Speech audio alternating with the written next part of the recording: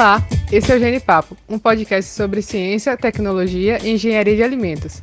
E eu sou a Alexia, graduanda em Engenharia de Alimentos na Universidade Estadual de Feira de Santana, UFES, na Bahia. Minha conversa hoje é com o professor Renato Cruz, do curso de Engenharia de Alimentos, que veio hoje dar uma contribuição para o Genipapo.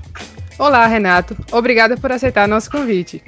Olá, Alexia, o prazer é todo meu, de aceitar e contribuir com vocês nesse projeto, de extensão fantástico que a UFES, que os professores e vocês, alunos da UFES, estão tocando. E é uma satisfação muito grande poder contribuir nessa questão aí. Renato, para matar nossa curiosidade, como surgiu o Panetone? Então, Alexia, na verdade, o Panetone é algo assim que a única coisa que tem de certo é que ele é um produto da cidade de Milão, surgiu na cidade de Milão, né? O resto são tudo lendas, de como que surgiu o nome, esse negócio. Duas grandes lendas que se falam é do padeiro, chamado Tony, que estava apaixonado pela filha do patrão, que era dono de uma padaria, mas o patrão não queria deixar ele namorar com a menina. E aí, o que aconteceu? Ele desenvolveu um pão, lá para a padaria, com frutas, aquele negócio todo, e mostrou para o patrão dele e começou a vender, e a coisa pegou, e aí o patrão gostou tanto e acabou aceitando o namoro e tal. A outra lenda, que também é muito, muito falada, é sobre um auxiliar de cozinha, que se chamava Tony, e aí, na época, nas festividades de Natal, o Duque Ludovico, lá da cidade de Milão, nas suas festividades, então o cozinheiro-chefe, ele estava lá preparando as guloseimas e tal, e pediu para o auxiliar Tony ir tomar conta do forno, que estava tendo alguns biscoitos assando e tal, e pelo cansaço ele acabou dormindo. Dormiu e queimou toda a fornada de biscoito. No desespero, a massa de pão que ele tinha separado para levar para ele para casa, para poder fazer o pão dele lá do Natal, ele acabou misturando com fruta, mais manteiga, ovo, açúcar, fez aquela massa toda incrementada, colocou para assar e serviu para o Duque Ludovico. E o Duque gostou tanto que adorou o pão e batizou como Pão de Tony, assim como o padeiro lá, que chamava Tony, o dono da padaria, batizou como Pão de Tony. E do Pão de Tony para Panetone foi só um pulinho, E aí virou essa iguaria, E o curioso é como que ele veio parar no Brasil, Que isso é característico da cidade de Milão, Como que ele veio parar no Brasil? Pelos imigrantes, logo depois da Segunda Guerra Mundial, em torno de 1948, ele veio para cá trazido pelos imigrantes italianos, em especial o senhor Carlo. O senhor Carlo, talvez pelo nome ninguém vai conhecer, mas o sobrenome dele é simplesmente Balduco.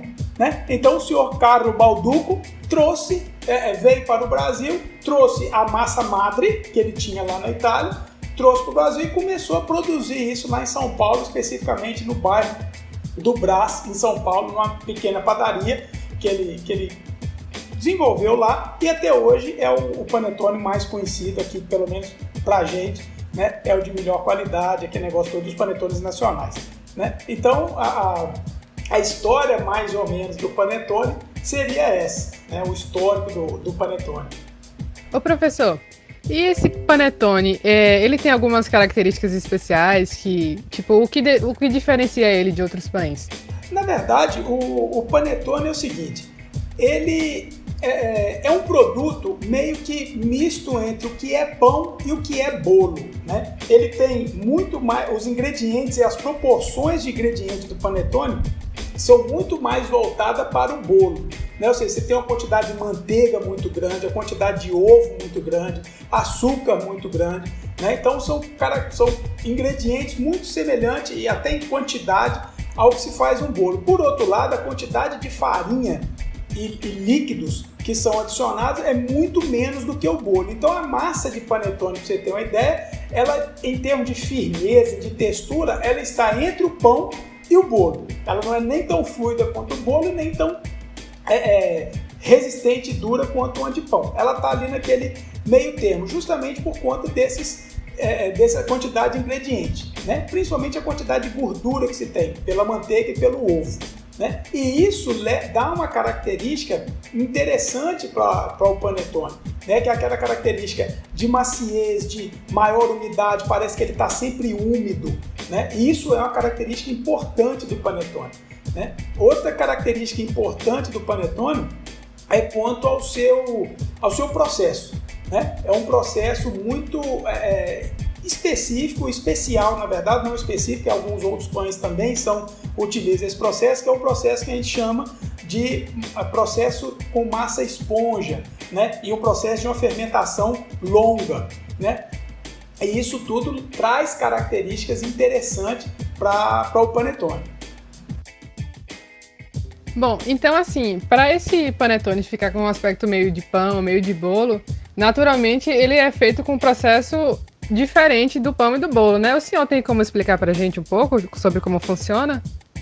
Sim, nós podemos. Primeiro a gente vai tentar falar um pouquinho do que é o glúten, que a partir dele, que é a base da farinha de trigo, a gente consegue explicar essas pequenas características. Bom, o glúten, na verdade, a gente pode falar, né? A gente pode tentar definir, inclusive, com 3, 4 definições diferentes. Depende do público que a gente vai estar atingindo, né? Que a gente quer atingir. Como é um bate-papo aqui, eu vou tentar falar um misto entre o que é o glúten técnico do que é o glúten naturalmente conhecido aí. Tecnicamente, o glúten é uma rede, né? Constituída por proteínas, por lipídios, por sais minerais e até mesmo por carboidrato. Sendo que a grande maioria dessa rede é formada pelas proteínas, né, que a gente chama de proteínas formadoras de massa, né? Isso é tecnicamente. De uma forma mais geral, né, e pensando mais no leigo, quem não é da área técnica, o glúten é uma rede que forma o pão, né, de uma rede proteica que forma o pão. E essa rede ela tem uma característica que é a viscoelasticidade.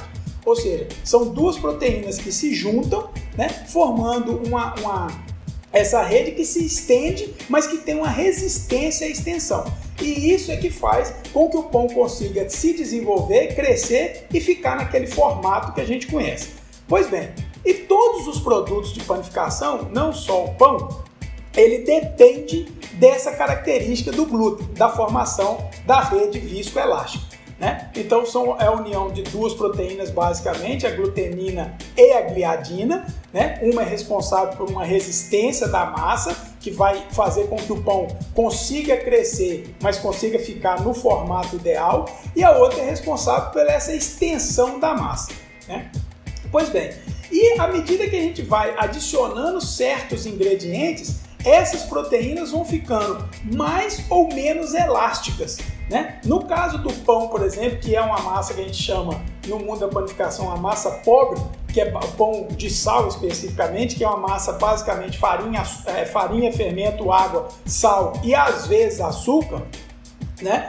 É uma massa extremamente pobre, ele tem aquela característica do miolo compacto, com aqueles alvéolos bem distribuídos, principalmente se for uma fermentação rápida, né? Se for uma fermentação longa, que hoje, né, muita gente está fazendo a fermentação natural, né, com o levain, o fermento natural, a característica já muda um pouco, o miolo fica mais esburacado, aquele negócio todo, mas isso é uma história à parte. Bom, voltando ao panetone, quando você adiciona certos ingredientes, principalmente ingredientes gordurosos, que é o caso de manteiga e da gema do ovo, que é o que leva muito no panetone, essa rede de glúten ela fica extremamente extensível, né? E extremamente flexível, vamos dizer assim. Então isso faz uma diferença muito grande, ou seja, quando você corta o panetone, você vê que o miolo dele é todo desestruturado, né? Mas por outro lado, você consegue ver praticamente os veios da rede de glúten. Tanto que uma característica importantíssima de um bom panetone é que você consiga pegar ele numa ponta e rasgar como se fosse um pedaço de papel. Ele tem que sair escamado em fatias, né? O que é diferente do pão. Se você pegar um pão e puxar, ele vai quebrar todo, né? O panetone não, você consegue ir descascando o panetone. Isso é uma característica fundamental e é dado por quê?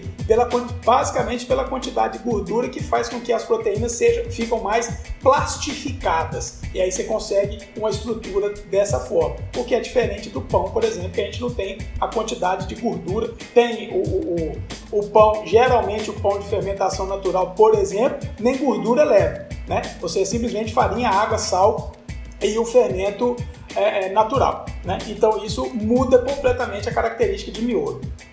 Ô professor, o senhor falou de características tradicionais e tal. O recheio também pode ser considerado uma característica tradicional? Porque assim, hoje em dia tem panetone trufado, tem panetone de chocolate, que é o chocotone, né? Isso. Infelizmente, a resposta que eu tenho, né, talvez não agrade muita gente, né? O panetone é feito com frutas cítricas, né? Na verdade, ele é feito, além das frutas cítricas adicionadas, o tradicional mesmo era feito com uma calda de casca de laranja e casca de limão e raspa de baunilha, porque a característica do panetone é o sabor cítrico, né? Então por isso que o mais tradicional que a gente vê é sempre com frutas cítricas. Todos esses outros são invenções, em especial invenções brasileiras, né? Tanto que na Itália, né, a coisa lá é tão séria com relação ao panetone que existe uma lei que panetone tem que obedecer aqueles ingredientes, e um dos ingredientes são as frutas cítricas, que tem que estar de pelo menos 16 a 20% da formulação total tem que ser de frutas cítricas. E não existe chocotone, não existe esse negócio dentro da lei italiana. No Brasil não há nenhuma referência, você pode fazer da forma que for. Então, se a gente for pensar num panetone original, característico, é com frutas cítricas. Qualquer outra não deveria ser considerado panetone. Mas é possível fazer, tanto que tem vários aí, os trufados da vida, o chocotone. Inclusive, uma curiosidade do chocotone, quem desenvolveu foi um filho do senhor Carlos Balduco em um TCC de faculdade, né? No TCC dele, ele desenvolveu o chocotone e trouxe para dentro da fábrica para poder produzir, e caiu no gosto do brasileiro. Então foi um desenvolvimento nacional o chocotone. Olha aí, eu não sabia que o chocotone era nacional, não. Professor, o povo brasileiro tem um hábito comum de consumir produtos industrializados, né? Aqui não é muito comum você encontrar produtos de panificação artesanais. Como é que fica o panetone industrializado? A gente perde algumas propriedades? Na verdade, você sempre... Na verdade, eu não diria perde característica, eu diria que muda de característica, né? Porque perder é um negócio assim muito, muito complicado. É claro que se você fizer dentro dos preceitos básicos, né, que é utilizar os ingredientes corretos, né, com a sequência correta de mistura, fazer a fermentação natural, no caso do panetone, fazer a fermentação natural, que é o que dá a característica, né, de textura, de maciez do panetone, de sabor. Você faz, mesmo que isso tudo seja de forma industrial, ele vai chegar muito perto do artesanal, né? Agora, por isso que eu não gosto de falar de perdas, eu falo que são mudanças, porque é óbvio que quando você faz um produto amassado com a mão, com o braço, por exemplo, né, você faz seu pãozinho lá com o braço te dá uma força diferente do braço de uma máquina, né? E isso tudo interfere, por exemplo, na formação daquela rede de glúten viscoelástico, que para formar aquela rede você precisa de trabalho mecânico. E o braço humano tem muito menos força, aplica muito menos força do que o braço de uma máquina. Então isso tudo interfere de alguma forma. Mas se você fizer dentro dos preceitos, né, que rege o panetone, você vai ter um produto diferente, mas eu não diria perda de qualidade, né? Eu diria uma diferença na qualidade de um para o outro. E isso repetindo, fazendo dentro das técnicas e dos preceitos que deve ser feito. É claro que você pode mudar e aí você tem um produto de péssima qualidade, mas aí você está mudando a forma de obtenção dos produtos. Professor, o senhor citou algumas características do panetone, né, que ele tem que desfiar e tal. E hoje em dia, a tendência gluten free tem crescido bastante. Então, como é que fica? Dá para fazer panetone sem glúten? Olha, pensando, igual eu falei, a gente tem a parte técnica e a parte do geral, do leigo e tal. Tecnicamente, não. Você não vai fazer um panetone, porque o panetone ele precisa da farinha de trigo por conta da característica da viscoelástica das proteínas. As proteínas têm que estar plastificadas para poder dar aquela sensação de rasgamento e tal. É claro que hoje a tecnologia está tão avançada que você consegue fazer uma extrusão de uma outra proteína, de uma proteína vegetal, né, sem ser do trigo, que pode chegar a esse ponto, né? Então, pode até conseguir chegar, mas com toda aquela estrutura que tem o glúten do trigo, né, mais a fermentação natural, que vai dar todo uma característica especial no sabor e no miolo, eu diria que há muita diferença. Você consegue fazer um produto semelhante ao panetone, com frutas cítricas, grande daquela forma, macio? Sim, mas com a característica, por exemplo, de rasgamento, que é extremamente importante para o panetone, para uma característica fundamental dele, não seria possível, até o momento, né? Com o que se tem de estudos e de conhecimento sobre as farinhas utilizadas para produtos sem glúten. É claro que com o desenvolvimento tecnológico, com certeza irão chegar, né? Hoje, se a gente desviar um pouquinho, se você pensar, por exemplo, nos hambúrgueres que tem aí de vegetal, eles são muito semelhantes aos hambúrgueres de produto animal, né? Então você tem isso tudo via extrusão, via plasticidade de proteína vegetal. Então, assim, já se tem condição de fazer essa parte cárnea muito semelhante. A parte panificação vai chegar nesse ponto, mas ainda, da forma que tem hoje, ainda não se consegue chegar naquele tipo de produto, né, no panetone, naquele rasgamento lá do panetone. Mas consegue-se fazer um produto, sim, com certeza. Vira um pão, pão sem glúten com frutas. O senhor já percebeu a diferença de preço dos panetones no mercado? Como é que a gente poderia explicar por que acontece?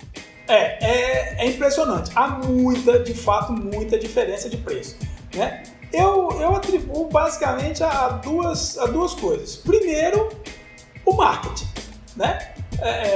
Você pode pegar, por exemplo, um produto que é, né, de uma marca extremamente conhecida, com outro produto feito no mesmo lugar, tudo bonitinho, da mesma forma, só que empacotado com a outra embalagem, para caracterizar outro produto, e o preço ser diferente, o produto ser basicamente o mesmo, né? Isso é normal, isso acontece em qualquer área do mercado, independente da área de alimentos ou não.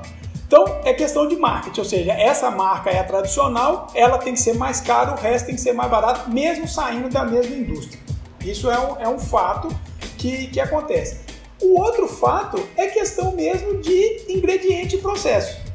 O panetone, ele não é simples, você não consegue fazer panetone com um dia, né? Um panetone bem feito, ele precisa de tempo para fermentar, ele precisa de ter feito uma massa madre bem feita, ou seja, é trabalhoso, né? E como é um produto que é vendido basicamente só agora no final do ano, dificilmente você encontra panetone no início do ano, né? É vendido basicamente no final do ano. Então você guardar uma massa mãe de panetone durante o ano inteiro, né, para depois só no final do ano começar a utilizar essa massa mãe, é um custo muito alto.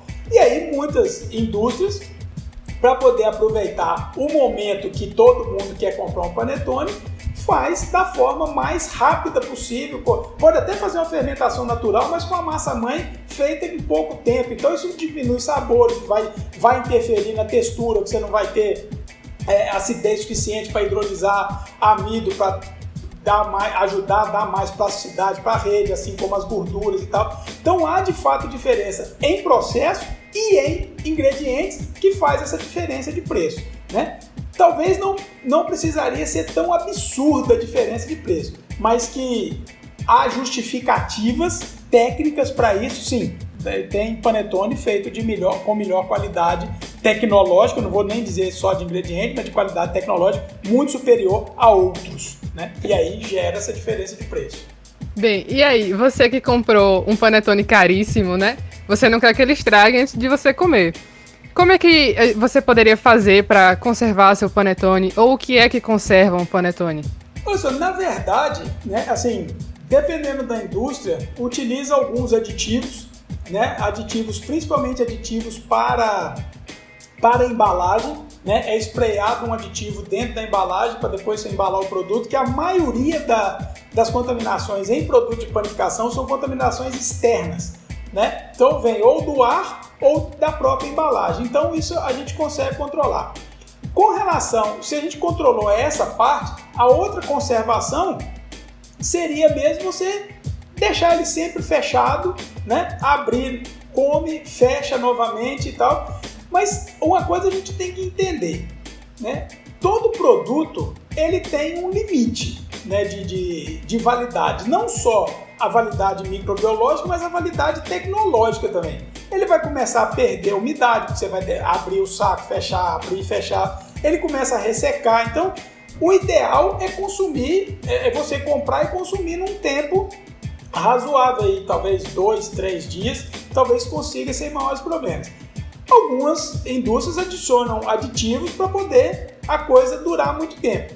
Eu sou um pouco avesso ao uso de aditivos para encobrir alguns erros, algumas coisas nesse sentido, né? Se for um aditivo usado para melhorar, né, a tecnologia de maneira que você não consegue fazer sem o aditivo, beleza, o uso é tranquilo. Mas usar aditivo para tentar cobertar um erro tecnológico, algum problema, ou querer mascarar uma situação, aí eu sou contra o uso do aditivo. Então, mas tem indústria que usa, não tem como. Mas para conservar, a melhor conservação é manter dentro daquela embalagem. E claro, nada é infinito, né? Você não vai querer comprar um panetone hoje e ficar com ele 30, 40 dias ali, toda hora abre como um pedacinho, porque ele é muito caro. Não tem jeito. Aí também não tem como fazer milagre, né? Teria que aditivar muito e aí não vale a pena, né? Preferir você ter o natural.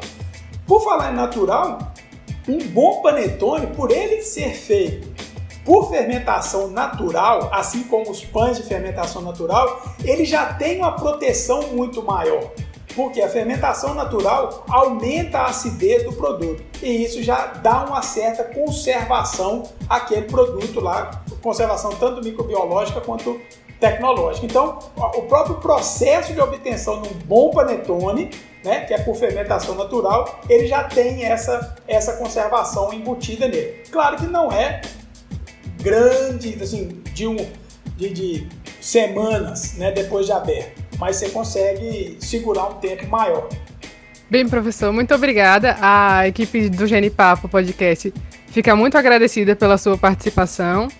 E eu acho que nós estamos encerrando por hoje a nossa entrevista, né?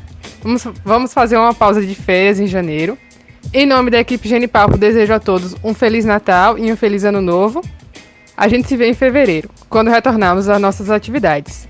Joia, eu queria só agradecer mais uma vez pelo convite, pela participação, né? Eu acabei não me apresentando lá no início, né? Mas sou professor lá na UFES, da área de panificação, né? Com mestrado e doutorado na área de engenharia de alimentos, ciência e tecnologia de alimentos, e estamos à disposição para o que precisar, né?